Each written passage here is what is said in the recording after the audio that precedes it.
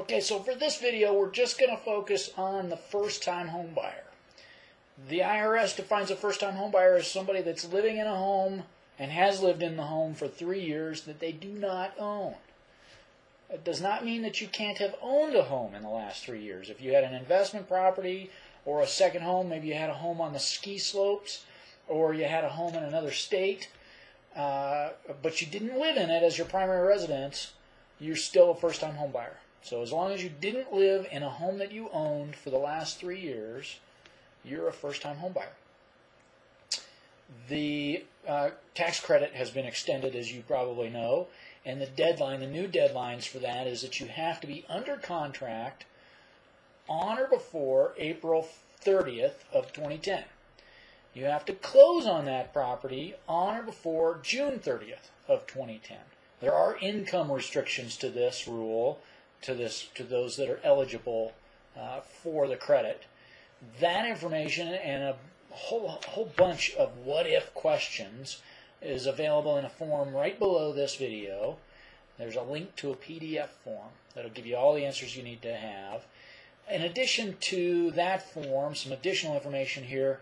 It's an $8,000 tax credit if the home you purchase is valued at $80,000 or more. The rule states that you get 10% of the sales price or $8,000, whichever is less. So if you buy a $60,000 property, you're getting $6,000, not $8,000. You can receive this deduction or this credit. My fault. It's a credit, not a deduction, and there's a big difference. A deduction is affected by your tax bracket, and you don't get it all. It's not a dollar-for-dollar reduction in taxes owed. It is you get a percentage of that deduction. A credit is a dollar-for-dollar reduction in the amount owed, and you can actually receive a check for the full $8,000 if you don't owe any money to the IRS. The credit can be received this year in 2010. You don't have to wait until you file your 2010 returns in 2011 to receive it. So depending on your income situation, maybe you think you'd be better off receiving that money now rather than later. You simply fill out the 5405. That's an IRS document. It's found on the IRS website at irs.gov, or there's a link for it right here.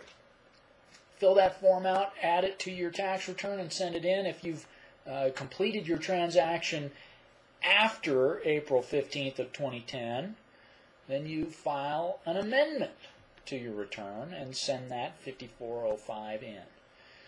So I hope that answers your questions on this. If you have any other questions, talk to the real estate professional that gave you this information, and you can always find me on marktap.com.